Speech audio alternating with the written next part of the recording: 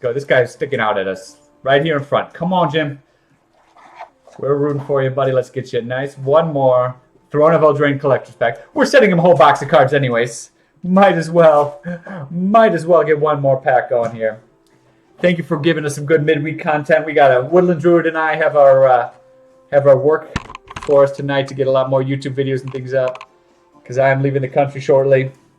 But Guy, welcome from Brazil. Welcome to our fans here in Vegas and elsewhere. Thank you, Woodland, for jumping on. Here's the pack. Looking pretty good.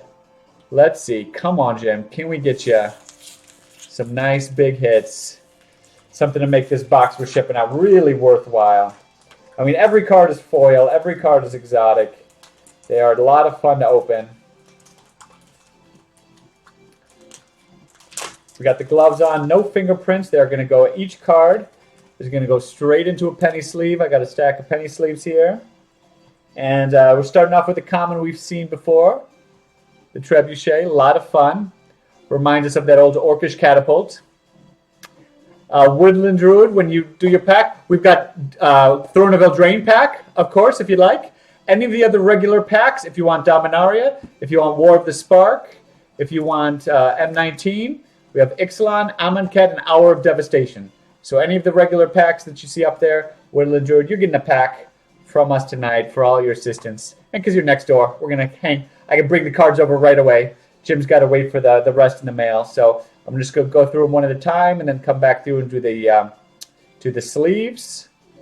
So first we're starting with commons. These collector's packs start generally 9 uncommons and commons, regular foils. Sometimes you get showcase cards included in these front 9 as well. Outflank. Love the art on this one. And how the stories kind of tie in with the flavor art.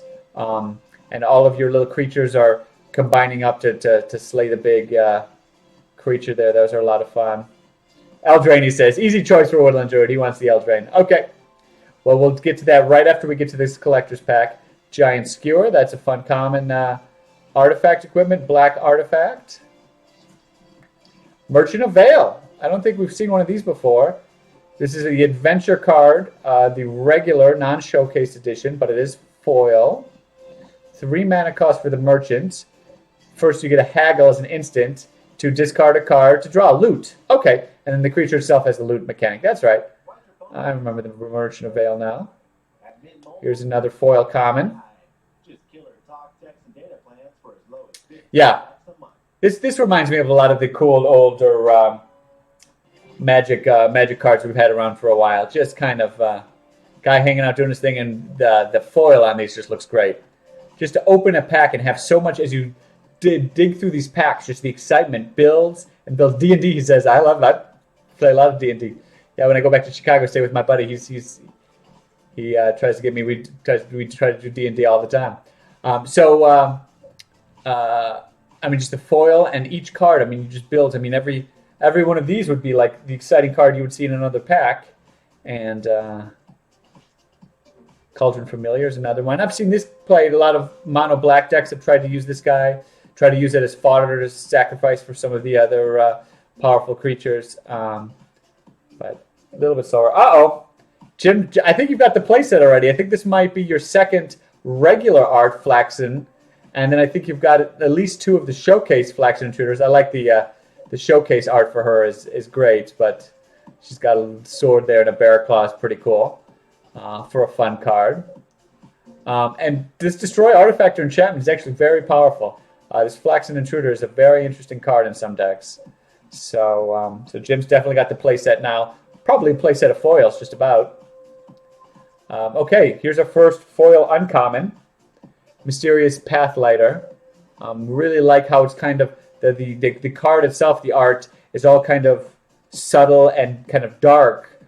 With the background, and then you've had this kind of ethereal person, and then as you just see the foil, the light as it goes across it, just looks for a really spectacular card. Even the foiling up here, up in the top border, stands out. So very cool. We got a fairy. It's a 3 mana cost. Each creature you control that has an adventure enters with a +1/+1 counter. There are some interesting green cards, like they let you draw a card every time a +1/+1 adventure. or an adventure creature comes into play. It would be interesting to see if you stack a few of these. You know, the extra counter isn't the best, but if you have 3 or 4 different effects coming into play every time you play an adventure creature, that could be a fun combo to work out. Now, unfortunately, this is not an adventure, so it doesn't trigger its ability there. Here's our next foil uncommon, Sage of Falls. Whenever Sage of the Falls or another non-human creature enters the battlefield under your control, you may draw a card. If you do, discard. So it gives you the loot mechanic whenever this creature or any other enters the battlefield. That can be powerful in a lot of decks, particularly in older formats. You might want to fish for your win conditions. Fortunately, the 5 mana cost is just a little bit slow on this guy, but fun foil. So that was the foil commons and uncommons. Now we're going to have a minimum of 3 showcase cards. These can just be regular showcase cards. They can also be foil. We got a Brazen Borrower in the very first pack. The Mythic Brazen Borrower was in one of these 3 showcase spots. So come on, Jim. Let's get you another big showcase here. Here we go for our gracious contributor, Jim. Beanstalk Giant. Very cool. The 3 mana cost lets you search your library card to put a land on your battlefield. You were playing this against me, Jim, with the regular art. So I like the showcase a lot. You know, again, they've done a lot in the set with even the side spiraling art here of the card frame. You kind of get that mirror connection with the art in the card on a lot of these drawings, I feel like. And then you could get a creature for 7 mana that power and toughness each equal to the number of lands you control, which works very well, for instance, in like Jim's Gates deck that we just played, where you get a ton of land out there, then you need some big creatures to swing in to finish the game. So there's our first showcase art card. Here's our second uncommon showcase. This guy gives you an Usher to Safety instant for 1 white, return target permanent you control to its owner's hand. And then it's also a 2 mana cost creature. So this is nice. You can actually play this turn 1. Bounce something from your opponent, and then you can play the creature turn 2, so you can do it on curve, which is nice. 2 effects. I mean, again, no one of these things is crazy. It's a 3/1 creature, but when you combine, you get both effects for 1 card. There's a lot of power in these showcase cards. The art looks pretty cool, carrying a wolf. All right, let's see what's behind this. Queen of Ice. So here's the third of our cards in our showcase spot. We've got a sorcery here. 2 mana cost, Rage of Winter to tap target creature. Gives it the frost effect. That's right. And then when the creature deals damage to it, another creature, that creature also doesn't untap. So it's got the freezing effect, Queen of Ice, the Elsa card, 3 mana cost. Gets you to freeze the opponent's creatures. Okay, definitely in the fairy tale realm. Let's see what's behind our third showcase card. All right, Taste of Death. So behind the showcase cards, then you get a card, additional ancillary promo card from they can be from the Brawl decks or the pre-release promo cards or anything like that. This is a Taste of Death. Each player sacrifices 3 creatures, and then you create 3 food tokens. 6 mana cost rare. Sorcery. Okay, love the art on this guy. Behind Taste of Death.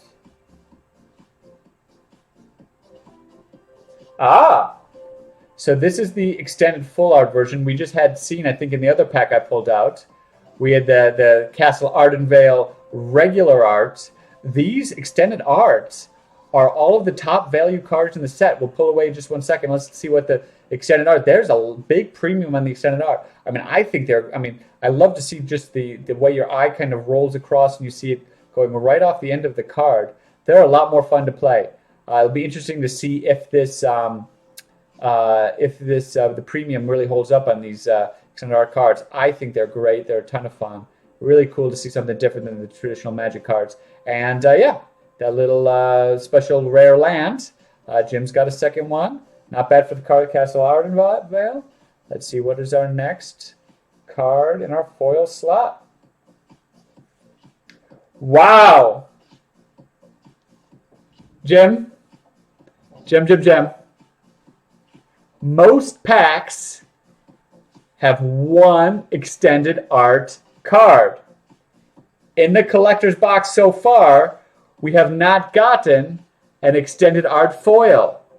In our rare or mythic slot, we have not just a foil rare, because you're guaranteed one foil or mythic rare, we have the foil extended art version. Very cool. Charming Prince is a 2 mana cost creature, not legendary. When Charming Prince enters the battlefield, you either scry 2, gain 3 life, or exile another target creature you own and bring it back. That last effect could easily be one of the most powerful in the right combo decks. Gaining life is something you might want to sideboard in against an aggro. Mono red build. Scry 2 is decent. 2 mana cost 2/2. A very strong card. But we pulled our first mythic extended art. I can't wait to check out this guy on TCG Player. I mean, the coloring of this card is phenomenal. I love the red. You have really have the figure in the middle stand out, and wall-to-wall art. So cool to see that as our foil. And then you get in every pack. Oh, goats eating the shoe. They do. They eat things.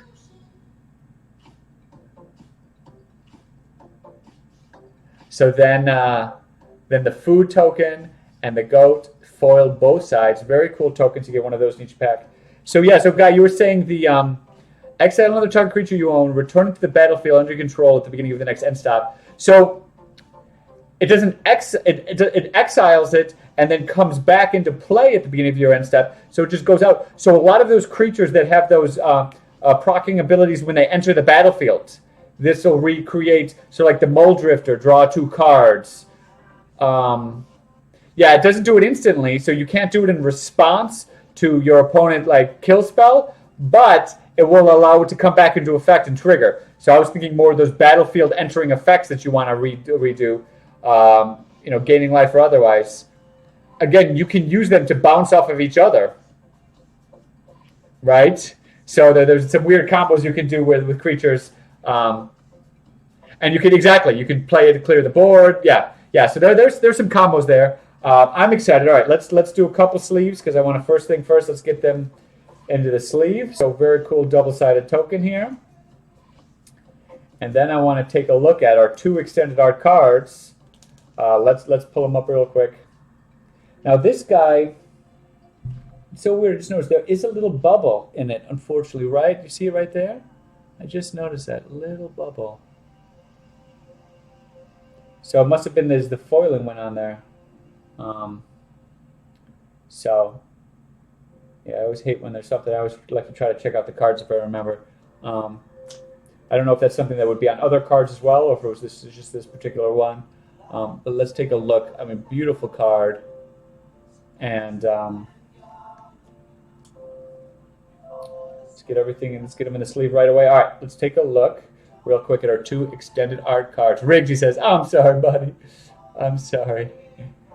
I do still think they're beautiful cards, absolutely beautiful. Let's take a look real quick at Charming Prince. Yeah, I've never seen that effect before in the books. I wonder if it's something, again, if you took it to a store or something and they could try to flatten it. I don't know if it's just how it came together or what the situation was on the Charming Prince.